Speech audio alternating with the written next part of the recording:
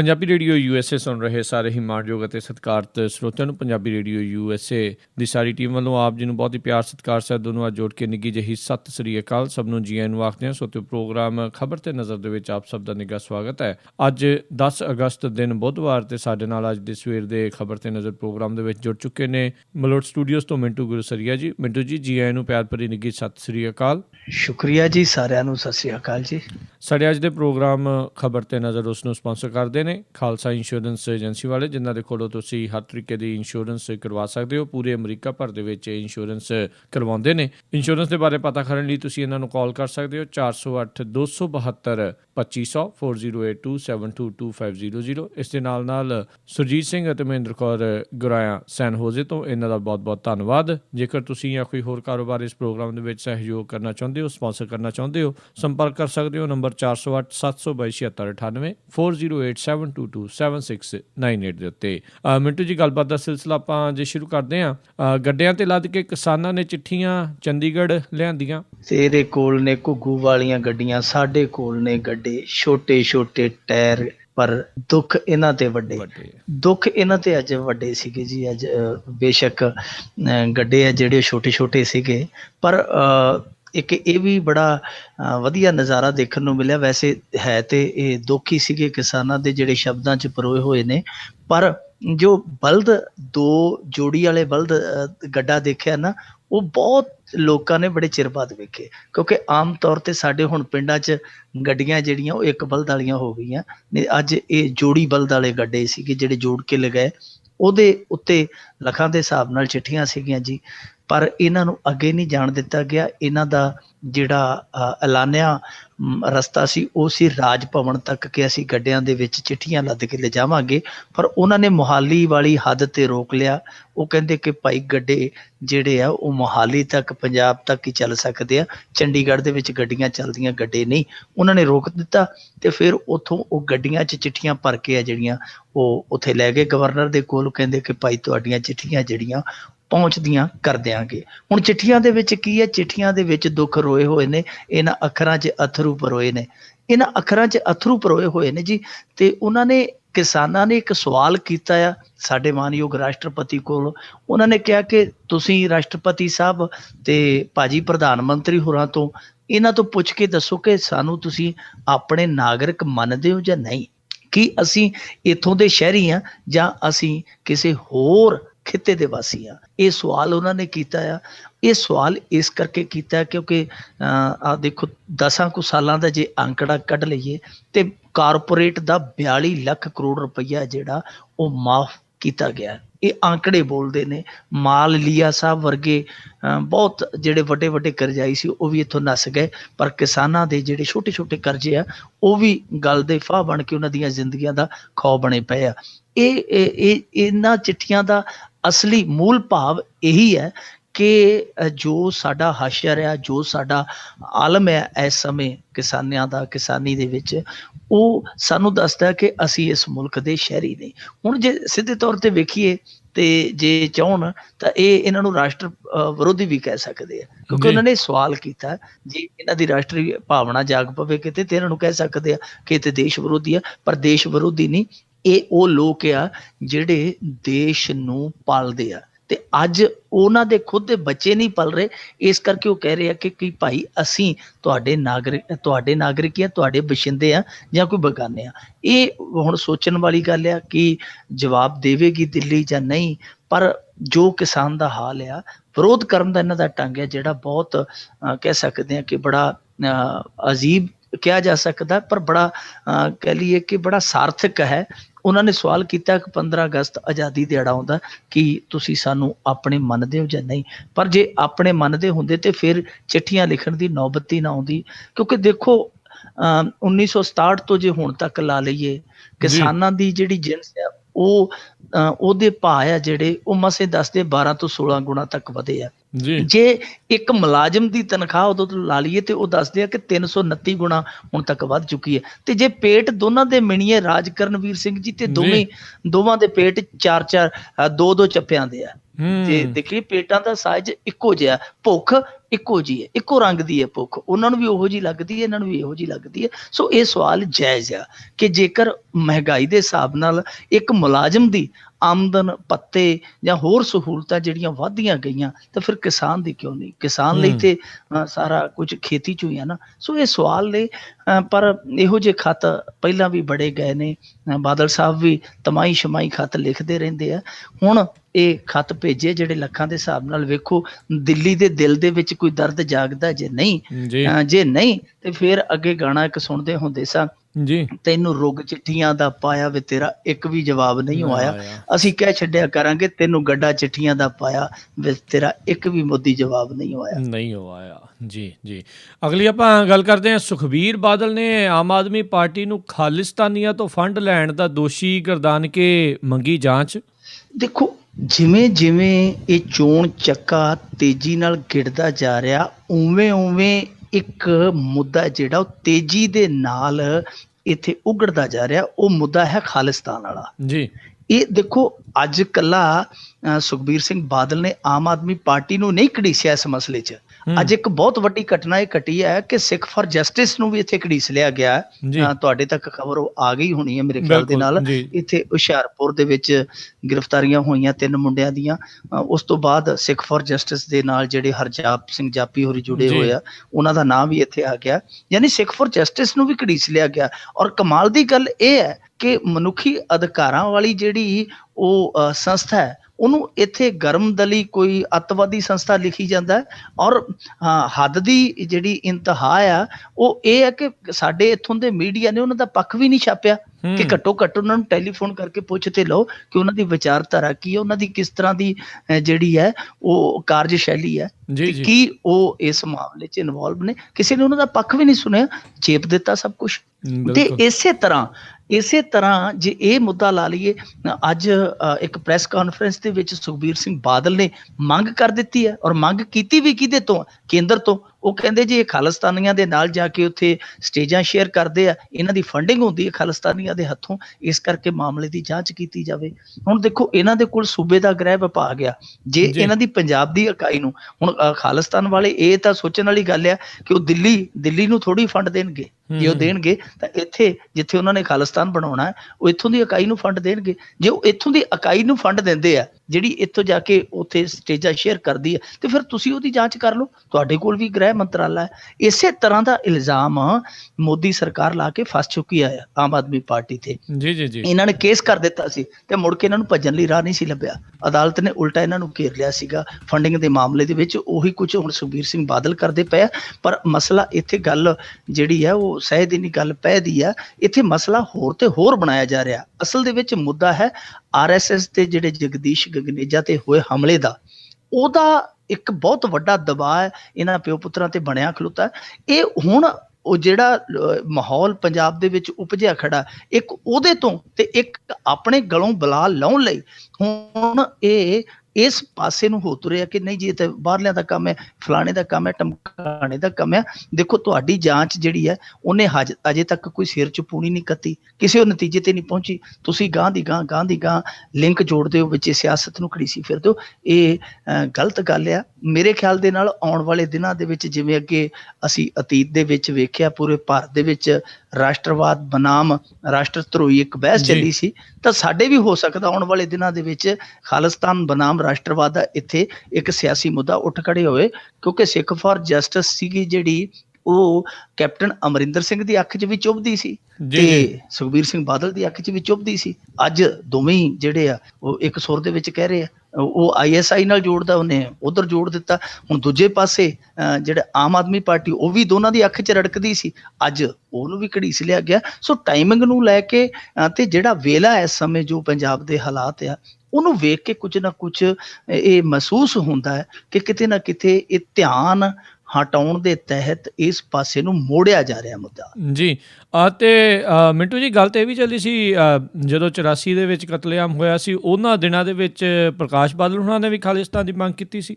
ਵੇਖੋ ਇਹ ਤੇ ਬੜੀਆਂ ਰਿਕਾਰਡਡ ਗੱਲਾਂ ਨੇ, ਇਤਿਹਾਸ ਦੇ ਵਿੱਚ ਦਰਜ ਨੇ ਚੀਜ਼ਾਂ। ਇਹਨਾਂ ਨੇ ਸੰਵਿਧਾਨ ਦੀ ਕਾਪੀ ਪੜ੍ਹੀ ਹੋਈ ਹੈ, ਜਿਹੜੀ ਧਾਰਾ ਹਿੰਦੂਆਂ ਦੇ ਨਾਲ ਜੋੜਦੀ ਹੈ ਸਿੱਖਾਂ ਨੂੰ, ਮੇਰੇ ਖਿਆਲ ਦੇ ਨਾਲ ਧਾਰਾ 25B ਹੈ ਸ਼ਾਇਦ, ਇਹੋ ਜੀ ਧਾਰਾ ਹੈ।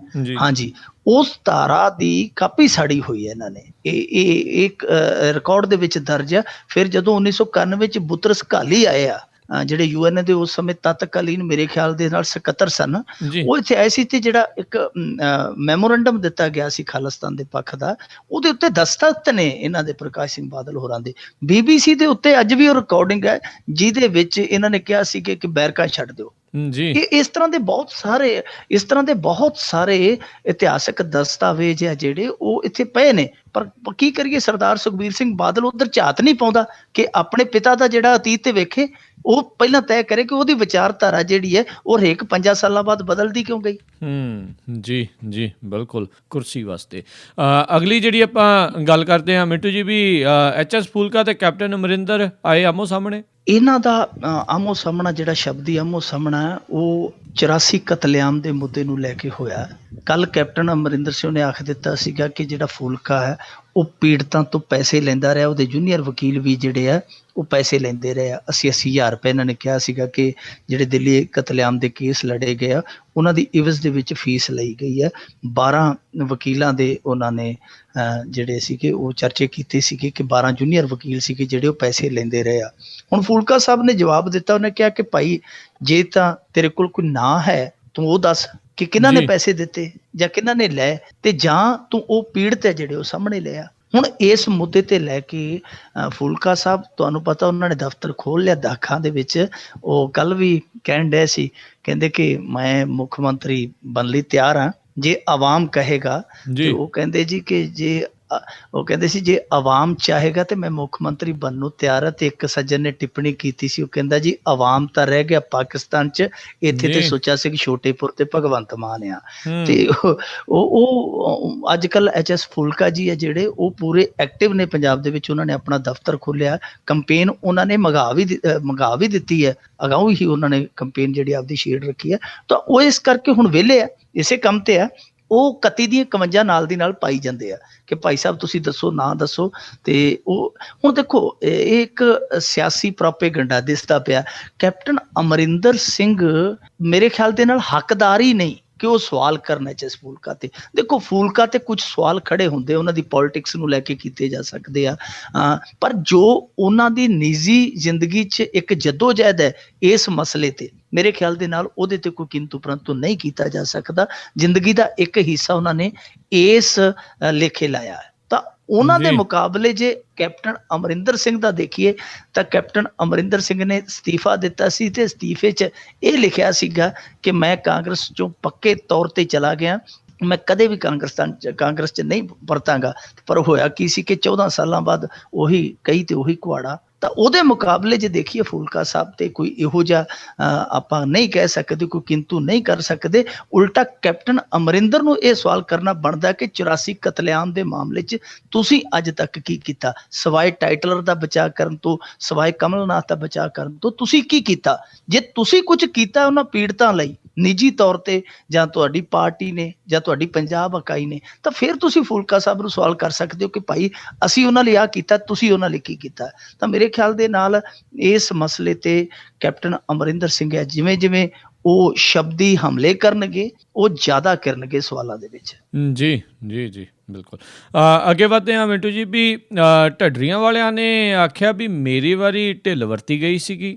ਉਹਨਾਂ ਨੇ ਕਿਹਾ ਕਿ ਸਾਡੇ ਵਾਰੀ ਰੰਗ ਮੁੱਕਿਆ, ਹੋਲੀ ਗਹਿਰਾਂ ਨਾਲ ਖੇਡੀ ਤੋਂ ਬਥੇਰੀ। ਬਿਲਕੁਲ, ਸਾਡੀ ਵਾਰੀ ਆਈ ਪਤੀਲਾ ਖੜਕੇ। ਉਹ ਇਹ ਕਹਿ ਰਹੇ ਆ ਕਿ ਜਿਹੜੇ RSS ਦੇ ਜਗਦੀਸ਼ ਗਗਨੇਜਾ ਉਹਨਾਂ ਤੇ ਹਮਲਾ ਹੋਇਆ ਤੇ ਸਾਰੀ ਪੰਜਾਬ ਦੀ ਪੁਲਿਸ ਹੈ ਜਿਹੜੀ ਤੁਸੀਂ ਉਹ ਇੱਧਰਲੀ ਪਈ ਪਾਤੀ ਕਿ ਭਾਈ ਲੱਭ ਕੇ ਲਿਆਓ ਬੰਦੇ। ਤੇ ਜਦੋਂ ਸਾਡੇ ਤੇ ਹਮਲਾ ਹੋਇਆ, ਸਾਡੇ ਤੇ ਗੋਲੀਆਂ ਚੱਲੀਆਂ ਇਸੇ ਤਰ੍ਹਾਂ ਹੀ, ਉਦੋਂ ਤੁਹਾਡਾ ਕੋਈ ਕੁਛ ਕਿਹਾ ਨਹੀਂ। ਉਹਨਾਂ ਨੂੰ ਇਹ ਗਿਲਾ ਹੈ ਸਰਕਾਰ ਦੇ ਨਾਲ।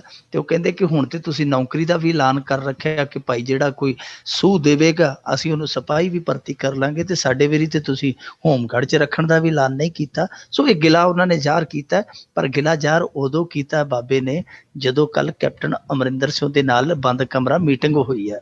ਉਹ ਤੋਂ ਬਾਅਦ ਆ ਕੇ ਨਾਲ ਦੀ ਨਾਲ, ਕਿਉਂਕਿ RSS ਵਾਲਾ ਹਮਲਾ ਤੇ ਜਿਹੜਾ ਆ ਉਹ ਸ਼ਨੀਚਰਵਾਰ ਦਾ ਹੋਇਆ ਤੇ ਭੌਂਕੇ ਫਿਰ ਸ਼ਨੀਚਰਵਾਰ ਹੋਣ ਵਾਲਾ ਆ, ਉਹਨਾਂ ਨੇ ਅੱਜ ਬੋਲੀ ਹੈ ਤੇ ਕਿਤੇ ਨਾ ਕਿਤੇ ਕੈਪਟਨ ਦੀ ਸੰਗਤ ਦਾ ਜਿਹੜਾ ਉਹ ਅਸਰ ਹੋਇਆ ਲੱਗਦਾ ਹੈ। ਜਿਹੜਾ ਉਹਨਾਂ ਨੇ ਸਵਾਲ ਕੀਤਾ ਕਿ ਭਾਈ ਅਸੀਂ ਤੇ ਆਪਣੀ ਜਾਂਚ ਕਰਵਾਉਣ ਲਈ ਜਿਹੜੇ ਅਦਾਲਤਾਂ 'ਚ ਧੱਕੇ ਖਾਂਦੇ ਫਿਰਦੇ ਆ ਤੇ ਇੱਥੇ ਬਿਨਾਂ ਮੰਗੇ ਤੋਂ ਜਿਹੜੀਆਂ ਜਾਂਚਾਂ ਉਹ ਥਾਲੀ 'ਚ ਪਰੋਸ ਕੇ ਤੁਸੀਂ ਪਿੱਛੇ ਲੱਗੇ ਫਿਰਦੇ ਹੋ।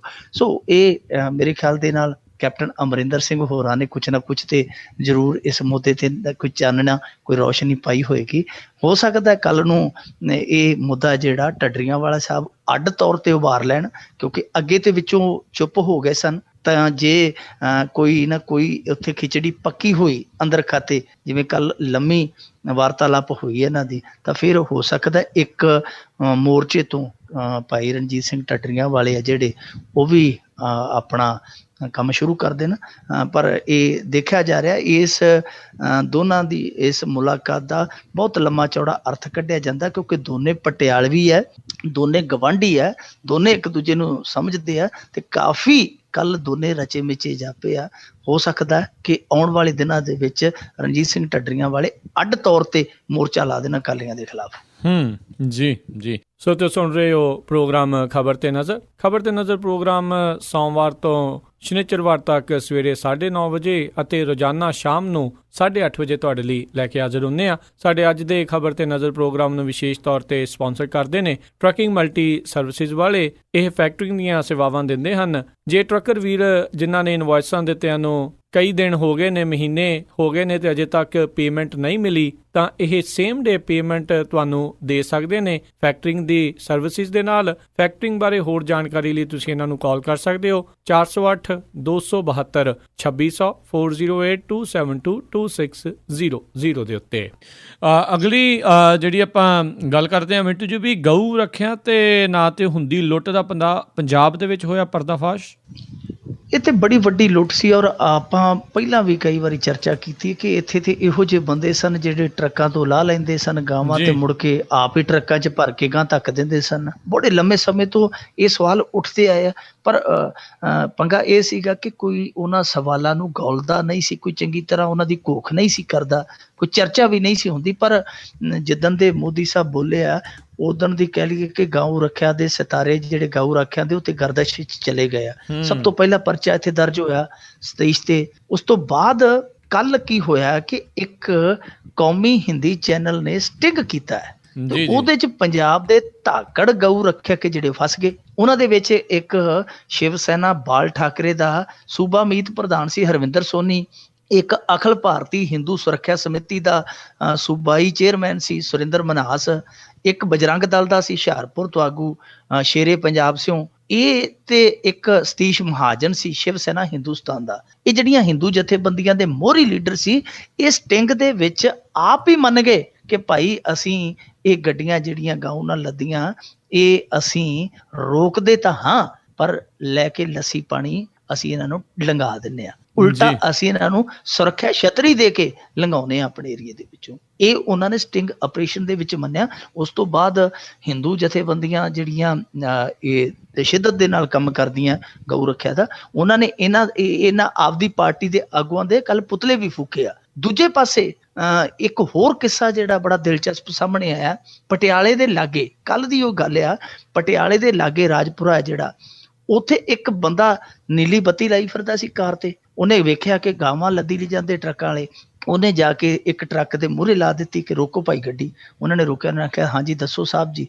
ਉਹਨੇ ਆਖਿਆ ਤੁਸੀਂ ਗਾਂ ਕਿਹਨਾਂ ਤੋਂ ਪੁੱਛ ਕੇ ਲਈ ਜਾਂਦੇ ਹੋ? ਉਹਨਾਂ ਨੇ ਤਿੜਫਿੜ ਕੀਤੀ, ਉਹਨੇ 4 ਮਾਰੀਆਂ ਚਪੇੜਾਂ, ਉਹਨਾਂ ਦੇ ਪੈਸੇ ਖੋਹ ਲਏ ਜੀ। ਉਹ ਜਿਹੜਾ ਡਰਾਈਵਰ ਸੀ ਉਹਨੇ ਉੱਥੇ ਕੰਟਰੋਲ ਰੂਮ ਦੇ ਵਿੱਚ ਫੋਨ ਕਰ ਦਿੱਤਾ, ਪੁਲਿਸ ਆ ਗਈ, ਉਹਨੂੰ ਫੜ ਲਿਆ। ਰਕੇਸ਼ ਕੁਮਾਰ ਉਹਦਾ ਨਾਂ ਸੀ, ਨੀਲੀ ਬੱਤੀ ਉਹਨੇ ਜਾਲੀ ਲਾਈ ਹੋਈ ਸੀ ਕਾਰ ਤੇ। ਤੇ ਹੋਇਆ ਕਿ ਜਿਹੜੇ ਸਤੀਸ਼ ਕੁਮਾਰ ਤੇ ਕੱਲ ਪਰਚਾ ਕੱਟਿਆ ਪੰਜਾਬ ਸਰਕਾਰ ਨੇ, ਪੰਜਾਬ ਪੁਲਿਸ ਨੇ ਗਊ ਰੱਖਿਅਕ ਤੇ, ਉਹਦੇ ਬੰਦੇ ਆ ਗਏ ਉੱਥੇ, ਗੁਰਗੇ ਆ ਗਏ, ਉਹਦੇ ਕਰਿੰਦੇ ਆ ਗਏ। ਹਾਲਾਂਕਿ ਪੁਲਿਸ ਨੇ ਮੌਕੇ ਤੇ ਉਹਦੇ ਤੇ ਪਰਚਾ ਦਰਜ ਕਰ ਦਿੱਤਾ ਰਕੇਸ਼ ਕੁਮਾਰ ਤੇ, ਪਰ ਜਿਹੜੇ ਉਹਦੇ ਗੁਰਗੇ ਆ ਗਏ ਉਹ ਛਡਾ ਕੇ ਲੈ ਗਏ ਉਹਨੂੰ। ਇਹਨਾਂ ਦੀ ਵੇਖੋ ਏਡੀ ਹਿੰਮਤ ਆ ਕਿ ਰਕੇਸ਼ ਕੁਮਾਰ ਨੂੰ ਉੱਥੇ ਗ੍ਰਿਫਤਾਰ ਨਹੀਂ ਕਰਨ ਦਿੱਤਾ ਇਹਨਾਂ ਨੇ। ਇਹਨਾਂ ਨੇ ਕਿਹਾ ਕਿ ਤੁਸੀਂ ਹੋਵੋ ਕੌਣ ਇਹਨੂੰ ਹੱਥ ਪਾਉਣ ਵਾਲੇ, ਜਦ ਕਿ ਉਹ ਖੁਦ ਪਰਚੇ ਦੇ ਵਿੱਚ ਨਾਮਜ਼ਦ ਆ। ਸੋ ਗਊ ਰੱਖਿਅਕਾਂ ਦੇ ਭਾਂਡੇ ਆ ਜਿਹੜੇ ਉਹ ਤੇ ਹੁਣ ਟੁੱਟਦੇ ਪਏ ਆ। ਨਕਾਬ ਆ ਜਿਹੜੇ ਉਤਰਦੇ ਪਏ ਆ, ਰੰਗ ਆ ਜਿਹੜਾ ਉਹ ਖੁਰਦਾ ਜਾਂਦਾ ਹੈ। ਪਰ ਅਸਲ ਦੇ ਵਿੱਚ ਸਵਾਲ ਇਹੀ ਉੱਠਦਾ ਹੈ ਕਿ ਜਦੋਂ ਪਰਚੇ ਦਰਜ ਹੋ ਰਹੇ ਆ ਨਾ, ਤੇ ਜਿਹੜਾ ਸਤੀਸ਼ ਕੁਮਾਰ ਹੈ ਇਹਦਾ ਗਰੋਹ ਆਜ਼ਾਦ ਕਿਉਂ ਫਿਰਦਾ ਪਿਆ? ਜਦੋਂ ਪਰਚਾ ਦਰਜ ਹੈ, ਰਕੇਸ਼ ਕੁਮਾਰ ਅੱਗੇ ਨੀਲੀਆਂ ਬੱਤੀਆਂ ਲਾ ਕੇ ਘੁੰਮਣ ਡਏ ਆ, ਇਹਨਾਂ ਨੂੰ ਕਿਹਨੇ ਅਥਾਰਟੀ ਦਿੱਤੀ ਆ? ਇਹਨਾਂ ਨੂੰ ਕਿਉਂ ਨਹੀਂ ਫੜਿਆ ਜਾ ਰਿਹਾ? ਔਰ ਜਿਹੜੇ ਸਟਿੰਗ ਆਪਰੇਸ਼ਨ ਦੇ ਵਿੱਚ ਕੈਦ ਹੋਏ ਆ, ਮੰਨੇ ਆ, ਪਰਚਾ ਇਹਨਾਂ ਤੇ ਵੀ ਬਣਦਾ। ਜੀ ਜੀ ਅਤੇ ਮਿੰਟੂ ਜੀ ਅਗਲੀ ਗੱਲ ਕਰਦੇ ਕਿ ਤਮਿਲਨਾਡੂ ਦੇ ਵਿੱਚ ਰੇਲ ਗੱਡੀ ਦੇ ਵਿੱਚ ਕਹਿੰਦੇ ਹੋਈ ਕਰੋੜਾਂ ਦੀ ਅਨੋਖੀ ਲੁੱਟ। ਇਹ ਤਾਂ ਕਮਾਲ ਹੀ ਕਰ ਦਿੱਤੀ ਜੀ। ਇਹ ਚੋਰ ਜਿਹੜੇ ਹੁੰਦੇ ਆ ਨੇ ਜੀ, ਵੈਸੇ ਸਾਲ ਛਮਾਈ ਬਾਅਦ ਕੋਈ ਨਾ ਕੋਈ ਇਹੋ ਜਿਹਾ ਹੱਥ ਮਾਰਦਾ ਕਿ ਲੋਕਾਂ ਦੀਆਂ ਅੱਖਾਂ ਜਿਹੜੀਆਂ ਅੱਡੀਆਂ ਰਹਿੰਦੀਆਂ ਕਿ ਭਾਈ ਆਹ ਕੀ ਲੋੜਾ ਵੱਜ ਗਿਆ। ਇਹ ਰੇਲ ਗੱਡੀ ਜਾ ਰਹੀ ਸੀਗੀ ਤਮਿਲਨਾਡੂ ਦੇ ਵਿੱਚ, ਤੇ ਉਹਦੇ 'ਚ ਬਕਸੇ ਭਰੇ ਹੋਏ ਸਨ। 342 ਕਰੋੜ ਰੁਪਈਆ ਸੀ ਉਹਨਾਂ ਬਕਸਿਆਂ ਦੇ ਵਿੱਚ। ਇੱਕ ਡੱਬਾ ਹੀ, ਇੱਕ ਬੋਗੀ ਜਿਹਨੂੰ ਆਪਾਂ ਕਹਿ ਦਿੰਦੇ ਹਾਂ, ਉਹ ਪੂਰੀ ਦੀ ਪੂਰੀ RBI ਨੇ, ਰਿਜ਼ਰਵ ਬੈਂਕ ਆਫ ਇੰਡੀਆ ਨੇ ਬੁੱਕ ਕਰਾਈ ਹੋਈ ਸੀ, ਤੇ ਉਹਦੇ 'ਚ ਸਾਰਾ ਪੈਸਾ ਜਮ੍ਹਾਂ ਕੀਤਾ ਹੋਇਆ ਸੀਗਾ। ਤੇ ਜਦੋਂ 336 ਕਿਲੋਮੀਟਰ ਦਾ ਸਫ਼ਰ ਤੈਅ ਕਰਕੇ ਟ੍ਰੇਨ ਹੈ ਜਿਹੜੀ, ਉਹ ਤੜਕੇ 3:55 ਤੇ ਆਪਣੀ ਮੰਜ਼ਿਲ ਤੇ ਪਹੁੰਚੀ। ਜਦੋਂ ਉਹਨਾਂ ਨੇ ਉਹ ਬਕਸੇ ਉਤਾਰਨ ਦੀ ਕੋਸ਼ਿਸ਼ ਕੀਤੀ ਤੇ ਉੱਤੋਂ ਮਗੋਰਾ ਹੋਇਆ ਪਿਆ ਸੀ, ਉੱਤੋਂ ਚਾਨਣ ਆਉਂਦਾ ਪਿਆ ਸੀ ਸਿੱਧਾ। ਉਹਨਾਂ ਨੇ ਜਦੋਂ ਉੱਤੋਂ ਵੇਖਿਆ ਤੇ ਉੱਤੇ ਜਿਹੜੀ ਕੱਟ ਲੱਗਾ ਹੋਇਆ ਸੀ ਬੋਗੀ ਦੇ ਉਤਲੇ ਪਾਸੇ। ਚੋਰ ਕਿਤੇ ਚੜ੍ਹੇ ਨੇ ਤੇ ਗੈਸ ਕਟਰ ਦੇ ਨਾਲ ਉਹਨਾਂ ਨੇ ਕੱਟ ਲਾਇਆ ਡੱਬੇ ਦੇ ਉਤਲੇ ਪਾਸੇ, ਫਿਰ ਉਹ ਵਿੱਚ ਵੜੇ। ਫਿਰ ਉਹਨਾਂ ਨੇ ਲਗਭਗ 6 ਕਰੋੜ ਰੁਪਈਆ ਸੀਗਾ ਜਿਹੜਾ ਉਹ ਮੁੱਠੀ 'ਚ ਕੀਤਾ, ਤੇ ਮੁੜ ਕੇ ਪਤਾ ਨਹੀਂ ਕਿੱਥੇ ਸ਼ੁਤਮ ਹੋ ਗਏ, ਕੋਈ ਪਤਾ ਨਹੀਂ ਲੱਗਿਆ। ਪੁਲਿਸ ਹੱਥ ਪੈਰ ਮਾਰਦੀ ਪਈ ਹੈ ਕਿ ਬੰਦੇ ਆ ਜਿਹੜੇ ਉਹਨਾਂ ਦਾ ਪਤਾ ਕੀਤਾ ਜਾਵੇ। ਹਾਲ ਦੀ ਘੜੀ ਕੁਝ ਵੀ ਇਹਨਾਂ ਦੇ ਪੱਲੇ ਨਹੀਂ ਪਿਆ, ਪਰ ਜੋ ਵੀ ਚੋਰ ਨੇ ਉਹਨਾਂ ਨੇ ਇੱਕ ਵਾਰੀ ਪੂਰੇ ਮੁਲਕ ਨੂੰ ਹੱਕਾ ਬੱਕਾ ਕਰ ਦਿੱਤਾ ਕਿ ਏਡੀ ਦਿਲਵਦੀ ਤੇ ਏਡੀ ਤਕਨੀਕ, ਕਮਾਲ ਦੀ ਗੱਲ ਹੈ। ਪਰ ਮੇਰੇ ਖਿਆਲ ਦੇ ਨਾਲ ਉਹ ਚੋਰਾਂ ਨੂੰ ਸ਼ੁਕਰਗੁਜ਼ਾਰ ਹੋਣਾ ਚਾਹੀਦਾ ਧੂਮ 1, ਧੂਮ 2, ਧੂਮ 3 ਵਾਲਿਆਂ ਦਾ, ਜਿਹੜੇ ਸਾਲ ਛਮਾਈ ਬਾਅਦ ਨਵੇਂ ਤੋਂ ਨਵਾਂ ਇਹਨਾਂ ਨੂੰ ਢੰਗ ਦੱਸ ਦਿੰਦੇ ਆ। ਬਿਲਕੁਲ ਜੀ, ਬਿਲਕੁਲ ਜੀ। ਅਤੇ ਅੱਗੇ ਆਪਾਂ ਜੇ ਗੱਲ ਕਰੀਏ ਵੀ ਪੰਜਾਬ ਦੇ ਵਿੱਚ ਗੈਂਗਵਾਰ ਜਿਹੜਾ ਜੀ ਇੱਕ ਵਾਰੀ ਫੇਰ ਉਹਨੇ ਸਿਰ ਪਨਪਿਆ, ਇੱਕ ਗੈਂਗਸਟਰ ਮਾਰਿਆ, ਦੂਜੇ ਦੀ ਹਾਲਤ ਗੰਭੀਰ। ਇਹ ਗੈਂਗਵਾਰ ਜਿਹੜੀ ਹੈ ਜੀ, ਪਿੰਡ ਪੰਡੋਰੀ ਗੋਲਾ ਹੈ। ਜਦੋਂ ਖਡੂਰ ਸਾਹਿਬ ਤੋਂ ਤਰਨਤਾਰਨ ਲਿੰਕ ਸੜਕ ਤੇ ਜਾਈਏ, ਉਹਦੇ ਤੇ ਇੱਕ ਪਿੰਡ ਪੈਂਦਾ, ਉਸ ਪਿੰਡ ਦੀ ਜੂਹ ਦੇ ਵਿੱਚ ਹੋਇਆ ਹੈ ਇਹ ਜਿਹੜਾ ਆਪਸ ਦੇ ਵਿੱਚ ਗੈਂਗਾਂ ਦਾ ਮੁਕਾਬਲਾ। ਦੱਸਦੇ ਇਹਦੇ 'ਚ 100 ਗੋਲੀ ਚੱਲੀ ਆ ਜੀ, 100 ਫਾਇਰ ਹੋਇਆ। ਤੇ ਇਹਦੇ 'ਚ ਇੱਕ ਗੈਂਗਸਟਰ ਆ ਦਿਲਬਾਗ ਬਾਘਾ ਪੱਟੀ ਦਾ, ਉਹ ਮਾਰਿਆ ਗਿਆ, ਜਦ ਕਿ ਇੱਕ ਉਹਦੇ ਨਾਲ ਦਾ ਫਾਰਚੂਨਰ ਗੱਡੀ ਤੇ ਸਨ, ਇੱਕ ਇਹਦੇ ਨਾਲ ਦਾ ਜਿਹੜਾ ਉਹ ਮਰਨਾਊ ਹੈ। ਤੇ ਕਿਉਂਕਿ ਇਹ ਦਵੱਲੀ ਫਾਇਰਿੰਗ ਹੋਈ ਹੈ, 2 ਪਾਸਿਆਂ ਤੋਂ ਫਾਇਰਿੰਗ ਹੋਈ ਹੈ। ਜਿਹੜੀ ਦੂਜੇ ਗੈਂਗ ਵਾਲੇ ਸੀਗੇ ਉਹ ਵੀ ਮਸਾਂ ਬਚਾ ਕੇ ਨਿਕਲੇ ਆ। ਤੇ ਦੱਸਦੇ ਇਹ ਕਿ 2 ਜਣੇ ਰਹਿ ਗਏ ਸੀਗੇ। ਉਹ ਇੱਕ ਜੋੜਾ ਜਾਂਦਾ ਪਿਆ ਸੀ ਮੋਟਰਸਾਈਕਲ ਤੇ, ਉਹਨਾਂ ਨੇ ਗਨ ਪੁਆਇੰਟ ਤੇ ਉਹਨਾਂ ਦਾ ਵੀ ਮੋਟਰਸਾਈਕਲ ਖੋਇਆ, ਤੇ ਫਿਰ ਉਹ ਵੀ ਉੱਥੋਂ ਭੱਜ ਨਿਕਲੇ ਆ। ਯਾਨੀ ਬਹੁਤ ਲੰਮਾ ਸਮਾਂ ਤੱਕ ਇਹ ਉੱਥੇ ਇੱਕ ਦੂਜੇ ਤੇ ਫੈਰੋਫੈਰੀ ਹੁੰਦੇ ਰਹੇ ਆ। ਹੁਣ ਸਵਾਲ ਸਭ ਤੋਂ ਵੱਡਾ ਇਹ ਪੈਦਾ ਹੁੰਦਾ ਹੈ ਕਿ ਸਾਡੀ ਪੰਜਾਬ ਪੁਲਿਸ ਹੈ ਜਿਹੜੀ, ਉਹ ਦਾਅਵਾ ਠੋਕਦੀ ਹੈ ਕਿ ਹੁਸ਼ਿਆਰਪੁਰ ਦੇ 3 ਮੁੰਡੇ ਅਸੀਂ ਸਰਵੇਲੈਂਸ ਤੇ ਲਾਏ ਹੋਏ ਸਨ, ਉਹਨਾਂ ਦੇ ਫੋਨ ਜਿਹੜੇ ਆ ਉਹਨਾਂ ਤੇ ਨਿਗਰਾਨੀ ਰੱਖੀ ਜਾ ਰਹੀ ਸੀਗੀ, ਤੇ 2 ਮਹੀਨੇ ਉਹਨਾਂ ਦੀਆਂ ਕਾਲਾਂ ਇੰਟਰਸੈਪਟ ਕਰਨ ਤੋਂ ਬਾਅਦ ਉਹਨਾਂ ਨੂੰ ਗ੍ਰਿਫਤਾਰ ਕਰ ਲਿਆ ਜਾਂਦਾ ਇਸ ਆਧਾਰ ਤੇ, ਕਿਉਂਕਿ ਉਹਨਾਂ ਤੇ ਸ਼ੱਕ ਸੀ। ਹੁਣ ਜਿਹੜੇ ਬੰਦੇ ਹੈ ਹੀ ਪ੍ਰੋਫੈਸ਼ਨਲ ਗੈਂਗਸਟਰ ਨੇ, ਉਹ ਆਜ਼ਾਦ ਫਿਰਦੇ ਆ, ਉਹਨਾਂ ਤੇ ਕੋਈ ਨਿਗਰਾਨੀ ਨਹੀਂ ਕਿਸੇ। ਆਮ ਬੰਦੇ ਤੇ ਤੁਸੀਂ ਇੰਨੀ ਨਿਗਰਾਨੀ ਰੱਖਦੇ ਹੋ ਜਿਹੜਾ ਆਮ ਬੰਦਾ ਬਣ ਕੇ ਵਿਚਰਦਾ, ਤੇ ਜਿਨ੍ਹਾਂ ਤੇ ਕਈ ਦਰਜਨਾਂ ਪਰਚੇ ਆ, ਜਿਨ੍ਹਾਂ ਦੇ ਕੋਲ ਹਰ ਸਮੇਂ ਡੱਬ 'ਚ ਹਥਿਆਰ ਲੱਗੇ ਆ, ਜਿਨ੍ਹਾਂ ਦਾ ਕੰਮ ਹੀ ਇਹ ਆ ਮਾਰ ਧਾੜ, ਕਤਲੋ ਗਾਰਤ, ਉਹਨਾਂ ਤੇ ਤੁਹਾਡੀ ਕੋਈ ਨਿਗਰਾਨੀ ਨਹੀਂ। ਇਹ ਅਸਲ ਦੇ ਵਿੱਚ ਦੇਖੋ, ਇਹ ਜਿਹੜਾ ਇਹ ਗੈਂਗਵਾਰ ਹੁੰਦਾ ਹੈ ਨਾ ਜੀ, ਇਹਦਾ ਰੋਕਣ ਦਾ ਇੱਕੋ ਇੱਕ ਢੰਗ ਹੈ ਕਿ ਇਹਨੂੰ ਹੋਣ ਹੀ ਨਾ ਦਿੱਤਾ ਜਾਵੇ। ਜਿੱਥੇ ਵੀ ਕਲੈਸ਼ ਹੁੰਦਾ ਇਹਨੂੰ ਹੋਣ ਹੀ ਨਾ ਦਿੱਤਾ ਜਾਵੇ। ਜਿੱਥੇ ਵੀ ਕਲੈਸ਼ ਹੋ ਗਿਆ, ਚਾਹੇ ਪੁਲਿਸ ਦੇ ਨਾਲ ਹੋ ਗਿਆ, ਚਾਹੇ ਇਹਨਾਂ ਦਾ ਆਪਸ ਦੇ ਵਿੱਚ ਹੋ ਗਿਆ, ਫਿਰ ਖੂਨ ਡੁੱਲਣਾ ਤੈਅ ਹੈ। ਤਾਂ ਇਹਦਾ ਇੱਕੋ ਇੱਕ ਹੱਲ ਆ ਕਿ ਕਲੈਸ਼ ਹੋਣ ਨਾ ਦਿੱਤਾ ਜਾਵੇ। ਤੇ ਇਹਦੇ ਲਈ ਇਹ ਹੈ ਕਿ ਤੁਸੀਂ ਆ ਜਿਹੜੀਆਂ ਬਟਾਲੀਅਨਾਂ, ਜਿਹੜੀਆਂ ਮੰਤਰੀਆਂ ਦੇ ਕੋਠਿਆਂ ਦੇ ਅੱਗੇ ਬਾਹ ਛੱਡੀਆਂ, ਇਹਨਾਂ ਨੂੰ ਇੱਥੇ ਮੈਦਾਨ 'ਚ ਉਤਾਰਿਆ ਜਾਵੇ। ਤੁਹਾਡਾ ਸੂਈਆ ਤੰਤਰ ਜਿਹੜਾ ਮਜ਼ਬੂਤ ਹੋਵੇ। ਜੇ ਦੇਖੋ ਹੁਣ ਇੱਕ ਬੜੀ ਸੌਖੀ ਤੇ ਸਿੰਪਲ ਜੀ ਉਦਾਹਰਨ ਆ ਕਿ ਇੱਕ ਗੈਂਗ ਨੂੰ ਪਤਾ ਲੱਗ ਜਾਂਦਾ ਕਿ ਸਾਡਾ ਵਿਰੋਧੀ ਇਸ ਰਸਤੇ ਲੰਘ ਰਿਹਾ, ਤੇ ਕੀ ਗੱਲ ਪੁਲਿਸ ਹੈ ਜਿਹੜੀ ਜਿਹਦੇ ਕੋਲ ਇੰਨੀਆਂ ਤਕਨੀਕਾਂ, ਉਹ ਪਤਾ ਨਹੀਂ ਕਰ ਸਕਦੀ ਕਿ ਕਿਹੜਾ ਬੰਦਾ ਕਿੱਥੇ ਫਿਰਦਾ ਪਿਆ। ਜੇ ਉਹ ਜ਼ਮਾਨਤ ਤੇ ਆ ਜਾਂ ਉਹਦੇ ਗ੍ਰਿਫਤਾਰੀ ਦੇ ਕੋਈ ਅਸਾਰ ਨਹੀਂ ਹੈ, ਫਿਰ ਵੀ ਉਹਦੇ ਪਿੱਛੇ ਕੋਈ ਨਾ ਕੋਈ ਇਹੋ ਜਿਹੀ ਕੋਈ ਨਾ ਕੋਈ ਜਿਹੜੀ ਹੈ ਉਹ ਆਪਣੀ ਕੋਈ ਨਾ ਕੋਈ ਆਪਣੀ ਏਜੰਸੀ ਦਾ ਕੋਈ ਨਾ ਕੋਈ ਕਰਮਚਾਰੀ ਕੋਈ ਨਾ ਕੋਈ ਸੂਹ ਇਹੋ ਜਿਹੀ ਛੱਡੀ ਹੋਵੇ ਜਿਹੜਾ ਇਹ ਕਲੈਸ਼ ਨਾ ਹੋਵੇ। ਜਦੋਂ ਵੀ ਕਲੈਸ਼ ਹੋਏਗਾ ਇਸ ਤਰ੍ਹਾਂ ਜਾਣ ਜਾਏਗੀ। ਪਰ ਇਹ ਕਹਿਣਾ ਸਰਦਾਰ ਸੁਖਬੀਰ ਸਿੰਘ ਬਾਦਲ ਦਾ ਕਿ ਪੰਜਾਬ ਹੈ ਜਿਹੜਾ ਉਹ ਬਿਲਕੁਲ ਸ਼ਾਂਤ ਸੂਬਾ ਹੈ, ਉਹ ਦਾਅਵੇ ਕਿਤੇ ਟਿਕਦੇ ਨਜ਼ਰ ਨਹੀਂ ਆਉਂਦੇ। ਆ ਦੇਖੋ ਗੈਂਗਵਾਰ ਜਿਹੜੀ ਸੀਗੀ ਮਹੀਨਾ ਕੁ ਰੁਕੀ ਆ, ਮਹੀਨੇ ਬਾਅਦ ਇਹ ਕੰਮ ਫਿਰ ਚੱਲ ਪਿਆ। ਸੋ ਰਹਿ ਕੇ ਜਿਹੜੀਆਂ ਘਟਨਾਵਾਂ ਵਾਪਰ ਰਹੀਆਂ ਇਹ ਉਹਨਾਂ ਦਾ ਦਾਅਵਾ ਹੈ ਜਿਹੜਾ ਬਿਲਕੁਲ ਬਾਲੂ ਰੇਤ ਵਰਗਾ। ਉਹ ਮਹਿਲ ਹੈ ਜਿਹੜਾ ਬਾਲੂ ਰੇਤ ਦਾ, ਉਹ ਤੇ ਫੂਕ ਨਾਲ ਵੀ ਕਰ ਜਾਂਦਾ। ਜੀ ਜੀ ਜੀ। ਅਗਲੀ ਆਪਾਂ ਜੇ ਗੱਲ ਕਰੀਏ ਜਾਂਦੇ ਜਾਂਦੇ ਮਿੰਟੂ ਜੀ ਵੀ ਅਕਾਲੀਆਂ ਦੇ ਵਿੱਚ ਲੀਡਰ ਦੀ ਵਾਪਸੀ ਤੇ ਭਾਜਪਾ 'ਚ ਅਸਤੀਫੇ। ਜੀ, ਇਹ ਕੁਲਵੰਤ ਸਿੰਘ ਸਨ ਜਿਹੜੇ ਮੋਹਾਲੀ ਦੇ ਮੇਅਰ, ਉਹ ਵਾਪਸ ਆ ਗਏ ਅਕਾਲੀ ਦਲ ਦੇ ਵਿੱਚ। ਆਜ਼ਾਦ ਤੌਰ 'ਤੇ ਉਹ ਮੇਅਰ ਬਣੇ ਸਨ, ਮੋਹਾਲੀ ਦੇ ਪਹਿਲੇ ਮੇਅਰ ਸੀਗੇ ਜਿਹੜੇ ਆਜ਼ਾਦ ਬਣੇ। ਉਹਨਾਂ ਦੇ ਨਾਲ ਜਿਹੜੇ 12 ਹੋਰ ਉਹਨਾਂ ਦੇ ਸਮਰਥਕ ਨਗਰ ਕੌਂਸਲਰ ਸੀਗੇ ਉਹ ਵੀ ਆ ਗਏ ਆ। ਇਹਨੂੰ ਘਰ ਵਾਪਸੀ ਦਾ ਨਾਂ ਦਿੱਤਾ ਗਿਆ, ਪਰ ਕੁਝ ਲੋਕ ਜਿਹੜੇ ਆ ਉਹ ਇਹਨੂੰ ਘਰ ਵਾਪਸੀ ਨਹੀਂ, ਉਹ ਇਹਨੂੰ ਡੈਪੂਟੇਸ਼ਨ ਤੋਂ ਵਾਪਸੀ ਦੱਸਦੇ ਆ। ਕਹਿੰਦੇ ਆ ਕਿ ਇਹ ਕੁਲਵੰਤ ਸਿੰਘ ਜਿਹੜਾ ਡੈਪੂਟੇਸ਼ਨ ਤੇ ਗਿਆ ਸੀ, ਇੱਕ ਤੇ ਇਹ ਸੀਗਾ ਕਿ ਬੀਬੀ ਅਮਨਦੀਪ ਕੌਰ ਜਿਹੜੀ ਰਾਮੂ ਵਾਲੀ ਹੈ ਉਹਦਾ ਰਾਹ ਰੋਕਣਾ ਸੀਗਾ, ਤੇ ਦੂਜਾ ਕਿ ਰਾਮੂ ਵਾਲੀਆ ਵੀ ਜਿਹੜਾ ਮੋਹਾਲੀ ਦੇ ਵਿੱਚ ਰੜਕਦਾ ਸੀਗਾ ਉਹ ਪਾਸੇ ਕਰਨ ਲਈ ਇਹ ਕੀਤਾ ਗਿਆ। ਤੇ ਇਕੱਲਾ ਇੱਥੇ ਨਹੀਂ, ਬਹੁਤ ਥਾਵਾਂ ਤੇ ਹੋਇਆ।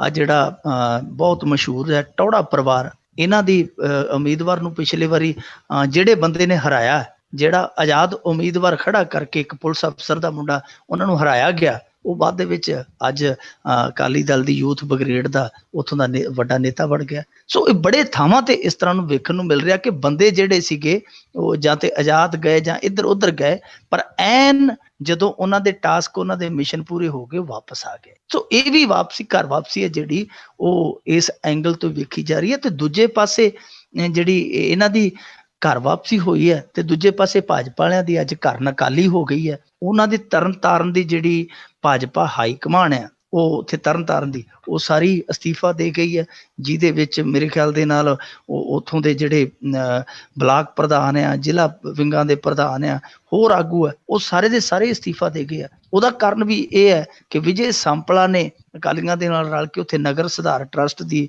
ਜਿਹੜੀ ਚੇਅਰਪਰਸਨ ਲਾਈ ਬੀਬੀ ਸਰਬਜੀਤ ਕੌਰ ਪਾਠ, ਉਹਦੀ ਜਿਹੜੀ ਨਿਯੁਕਤੀ ਦਾ ਵਿਰੋਧ ਕਰਦੇ ਹੋਏ ਸਾਰੇ ਜ਼ਿਲ੍ਹੇ ਦੀ ਲੀਡਰਸ਼ਿਪ ਹੈ ਉਹ ਕਹਿੰਦੀ ਕਿ ਚੰਗਾ ਜੀ, ਜੇ ਤੁਸੀਂ ਅਕਾਲੀਆਂ ਦੀ ਰਿਮੋਟ ਤੇ ਨੱਚਣਾ ਤੇ ਫਿਰ ਮਾਏ ਸਾਂਭ ਕੁੰਜੀਆਂ ਧੀਆਂ ਕਰ ਚੱਲੀਆਂ ਸਰਦਾਰੀ। ਉਹਨਾਂ ਨੇ ਸਾਰਿਆਂ ਨੇ ਅਸਤੀਫੇ ਸੁੱਟ ਦਿੱਤੇ ਆ। ਇਹ ਭਾਜਪਾ ਲੀਡਰਸ਼ਿਪ ਤੇ ਅੱਗੇ ਵੀ ਇਲਜ਼ਾਮ ਲੱਗਦਾ ਰਿਹਾ ਹੈ ਕਿ ਇਹ ਆਪਣੀ ਸੋਚ ਨਾਲ ਘੱਟ ਚੱਲਦੇ, ਬਾਦਲ ਸਾਹਿਬ ਦੀ ਸੋਚ ਨਾਲ ਜ਼ਿਆਦਾ ਚੱਲਦੇ ਆ।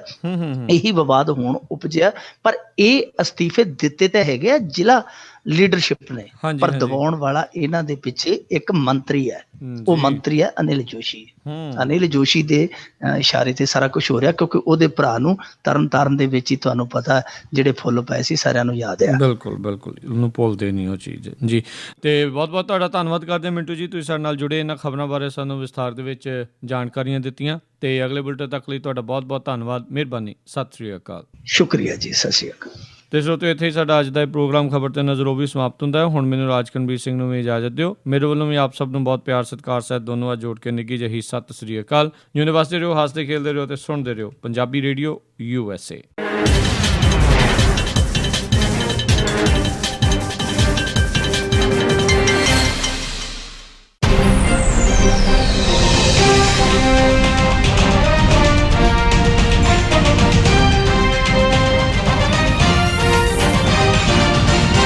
ਪੰਜਾਬੀ ਰੇਡੀਓ USA ਸੁਣ ਰਹੇ ਸਾਰੇ ਹੀ ਮਾਣਯੋਗ ਅਤੇ ਸਤਿਕਾਰਤ ਸਰੋਤਿਆਂ ਨੂੰ ਪੰਜਾਬੀ ਰੇਡੀਓ USA ਦੀ ਸਾਰੀ ਟੀਮ ਵੱਲੋਂ ਆਪ ਜੀ ਨੂੰ ਬਹੁਤ ਹੀ ਪਿਆਰ ਸਤਿਕਾਰ ਸਹਿਤ ਦੋਨੋਂ ਵਾਰ ਜੋੜ ਕੇ ਨਿੱਘੀ ਜਿਹੀ ਸਤਿ ਸ੍ਰੀ ਅਕਾਲ। ਸਭ ਨੂੰ ਜੀ ਆਇਆਂ ਨੂੰ ਆਖਦੇ ਹਾਂ। ਸੋਤੇ ਪ੍ਰੋਗਰਾਮ ਖਬਰ ਤੇ ਨਜ਼ਰ ਦੇ ਵਿੱਚ ਆਪ ਸਭ ਦਾ ਨਿੱਘਾ ਸਵਾਗਤ ਹੈ। ਅੱਜ 10 ਅਗਸਤ ਦਿਨ ਬੁੱਧਵਾਰ ਤੇ ਸਾਡੇ ਨਾਲ ਅੱਜ ਦੇ ਸਵੇਰ ਦੇ ਖਬਰ ਤੇ ਨਜ਼ਰ ਪ੍ਰੋਗਰਾਮ ਦੇ ਵਿੱਚ ਜੁੜ ਚੁੱਕੇ ਨੇ ਮਲੋਟ ਸਟੂਡੀਓਜ਼ ਤੋਂ ਮਿੰਟੂ ਗੁਰਸਰੀਆ ਜੀ। ਮਿੰਟੂ ਜੀ, ਜੀ ਆਇਆਂ ਨੂੰ ਪਿਆਰ ਭਰੀ ਨਿੱਘੀ ਸਤਿ ਸ੍ਰੀ ਅਕਾਲ। ਸ਼ੁਕਰੀਆ ਜੀ, ਸਾਰਿਆਂ ਨੂੰ ਸਤਿ ਸ੍ਰੀ ਅਕਾਲ ਜੀ। ਸਾਡੇ ਅੱਜ ਦੇ ਪ੍ਰੋਗਰਾਮ ਖਬਰ ਤੇ ਨਜ਼ਰ ਉਸ ਨੂੰ ਸਪਾਂਸਰ ਕਰਦੇ ਨੇ ਖਾਲਸਾ ਇੰਸ਼ੋਰੈਂਸ ਏਜੰਸੀ ਵਾਲੇ, ਜਿਨ੍ਹਾਂ ਦੇ ਕੋਲੋਂ ਤੁਸੀਂ ਹਰ ਤਰੀਕੇ ਦੀ ਇੰਸ਼ੋਰੈਂਸ ਕਰਵਾ ਸਕਦੇ ਹੋ। ਪੂਰੇ ਅਮਰੀਕਾ ਭਰ ਦੇ ਵਿੱਚ ਇੰਸ਼ੋਰੈਂਸ ਕਰਵਾਉਂਦੇ ਨੇ। ਇੰਸ਼ੋਰੈਂਸ ਦੇ ਬਾਰੇ ਪਤਾ ਕਰਨ ਲਈ ਤੁਸੀਂ ਇਹਨਾਂ ਨੂੰ ਕਾਲ ਕਰ ਸਕਦੇ ਹੋ 408 272 2500 4082722500। ਇਸ ਦੇ ਨਾਲ ਸੁਰਜੀਤ ਸਿੰਘ ਅਤੇ ਮਹਿੰਦਰ ਕੌਰ ਗੁਰਾਇਆ ਸੈਨ ਹੋਜ਼ੇ ਤੋਂ ਇਹਨਾਂ ਦਾ ਬਹੁਤ ਧੰਨਵਾਦ। ਜੇਕਰ ਤੁਸੀਂ ਜਾਂ ਕੋਈ ਹੋਰ ਕਾਰੋਬਾਰ ਇਸ ਪ੍ਰੋਗਰਾਮ ਦੇ ਵਿੱਚ ਸਹਿਯੋਗ ਕਰਨਾ ਚਾਹੁੰਦੇ ਹੋ, ਸਪਾਂਸਰ ਕਰਨਾ ਚਾਹੁੰਦੇ ਹੋ, ਸੰਪਰਕ ਕਰ ਸਕਦੇ ਹੋ ਨੰਬਰ 408 722 7698 408 722 7698 ਦੇ ਉੱਤੇ। ਮਿੰਟੂ ਜੀ, ਗੱਲਬਾਤ ਦਾ ਸਿਲਸਿਲਾ ਆਪਾਂ ਜੇ ਸ਼ੁਰੂ ਕਰਦੇ ਹਾਂ, ਗੱਡਿਆਂ ਤੇ ਲੱਦ ਕੇ ਕਿਸਾਨਾਂ ਨੇ ਚਿੱਠੀਆਂ ਚੰਡੀਗੜ੍ਹ ਲਿਆਂਦੀਆਂ। ਤੇਰੇ ਕੋਲ ਨੇ ਘੁੱਗੂ ਵਾਲੀਆਂ ਗੱਡੀਆਂ, ਸਾਡੇ ਕੋਲ ਨੇ ਗੱਡੇ ਛੋਟੇ ਛੋਟੇ ਟਾਇਰ, ਪਰ ਦੁੱਖ ਇਹਨਾਂ ਤੇ ਵੱਡੇ ਅੱਜ ਵੱਡੇ ਸੀਗੇ ਜੀ। ਅੱਜ ਬੇਸ਼ੱਕ ਗੱਡੇ ਆ ਜਿਹੜੇ ਛੋਟੇ ਛੋਟੇ ਸੀਗੇ, ਪਰ ਇੱਕ ਇਹ ਵੀ ਬੜਾ ਵਧੀਆ ਨਜ਼ਾਰਾ ਦੇਖਣ ਨੂੰ ਮਿਲਿਆ। ਵੈਸੇ ਹੈ ਤੇ ਇਹ ਦੁੱਖ ਹੀ ਸੀਗੇ ਕਿਸਾਨਾਂ ਦੇ ਜਿਹੜੇ ਸ਼ਬਦਾਂ 'ਚ ਪਰੋਏ ਹੋਏ ਨੇ, ਪਰ ਜੋ ਬਲਦ, ਦੋ ਜੋੜੀ ਵਾਲੇ ਬਲਦ ਗੱਡਾ ਦੇਖਿਆ ਨਾ, ਉਹ ਬਹੁਤ ਲੋਕਾਂ ਨੇ ਬੜੇ ਚਿਰ ਬਾਅਦ ਵੇਖੇ, ਕਿਉਂਕਿ ਆਮ ਤੌਰ 'ਤੇ ਸਾਡੇ ਹੁਣ ਪਿੰਡਾਂ 'ਚ ਗੱਡੀਆਂ ਜਿਹੜੀਆਂ ਉਹ ਇੱਕ ਬਲਦ ਵਾਲੀਆਂ ਹੋ ਗਈਆਂ ਨੇ। ਅੱਜ ਇਹ ਜੋੜੀ ਬਲਦ ਵਾਲੇ ਗੱਡੇ ਸੀਗੇ ਜਿਹੜੇ ਜੋੜ ਕੇ ਲਗਾਏ, ਉਹਦੇ ਉੱਤੇ ਲੱਖਾਂ ਦੇ ਹਿਸਾਬ ਨਾਲ ਚਿੱਠੀਆਂ ਸੀਗੀਆਂ ਜੀ। ਪਰ ਇਹਨਾਂ ਨੂੰ ਅੱਗੇ ਨਹੀਂ ਜਾਣ ਦਿੱਤਾ ਗਿਆ। ਇਹਨਾਂ ਦਾ ਜਿਹੜਾ ਐਲਾਨਿਆ ਰਸਤਾ ਸੀ ਉਹ ਸੀ ਰਾਜ ਭਵਨ ਤੱਕ, ਕਿ ਅਸੀਂ ਗੱਡਿਆਂ ਦੇ ਵਿੱਚ ਚਿੱਠੀਆਂ ਲੱਦ ਕੇ ਲਿਜਾਵਾਂਗੇ, ਪਰ ਉਹਨਾਂ ਨੇ ਮੋਹਾਲੀ ਵਾਲੀ ਹੱਦ 'ਤੇ ਰੋਕ ਲਿਆ। ਉਹ ਕਹਿੰਦੇ ਕਿ ਭਾਈ ਗੱਡੇ ਜਿਹੜੇ ਆ ਉਹ ਮੋਹਾਲੀ ਤੱਕ, ਪੰਜਾਬ ਤੱਕ ਹੀ ਚੱਲ ਸਕਦੇ ਆ, ਚੰਡੀਗੜ੍ਹ ਦੇ ਵਿੱਚ ਗੱਡੀਆਂ ਚੱਲਦੀਆਂ, ਗੱਡੇ ਨਹੀਂ। ਉਹਨਾਂ ਨੇ ਰੋਕ ਦਿੱਤਾ ਤੇ ਫਿਰ ਉੱਥੋਂ ਉਹ ਗੱਡੀਆਂ 'ਚ ਚਿੱਠੀਆਂ ਭਰ ਕੇ ਆ ਜਿਹੜੀਆਂ ਉਹ ਉੱਥੇ ਲੈ ਗਏ ਗਵਰਨਰ ਦੇ ਕੋਲ। ਕਹਿੰਦੇ ਕਿ ਭਾਈ ਤੁਹਾਡੀਆਂ ਚਿੱਠੀਆਂ ਜਿਹੜੀਆਂ ਪਹੁੰਚਦੀਆਂ ਕਰ ਦਿਆਂਗੇ। ਹੁਣ ਚਿੱਠੀਆਂ ਦੇ ਵਿੱਚ ਕੀ ਹੈ? ਚਿੱਠੀਆਂ ਦੇ ਵਿੱਚ ਦੁੱਖ ਰੋਏ ਹੋਏ ਨੇ, ਇਹਨਾਂ ਅੱਖਰਾਂ 'ਚ ਅਥਰੂ ਪਰੋਏ ਨੇ, ਇਹਨਾਂ ਅੱਖਰਾਂ 'ਚ ਅਥਰੂ ਪਰੋਏ ਹੋਏ ਨੇ ਜੀ। ਤੇ ਉਹਨਾਂ ਨੇ, ਕਿਸਾਨਾਂ ਨੇ ਇੱਕ ਸਵਾਲ ਕੀਤਾ ਆ ਸਾਡੇ ਮਾਨਯੋਗ ਰਾਸ਼ਟਰਪਤੀ ਕੋਲ। ਉਹਨਾਂ ਨੇ ਕਿਹਾ ਕਿ ਤੁਸੀਂ ਰਾਸ਼ਟਰਪਤੀ ਸਾਹਿਬ ਤੇ ਭਾਜੀ ਪ੍ਰਧਾਨ ਮੰਤਰੀ ਹੋਰਾਂ ਤੋਂ ਇਹਨਾਂ ਤੋਂ ਪੁੱਛ ਕੇ ਦੱਸੋ ਕਿ ਸਾਨੂੰ ਤੁਸੀਂ ਆਪਣੇ ਨਾਗਰਿਕ ਮੰਨਦੇ ਹੋ ਜਾਂ ਨਹੀਂ। ਕੀ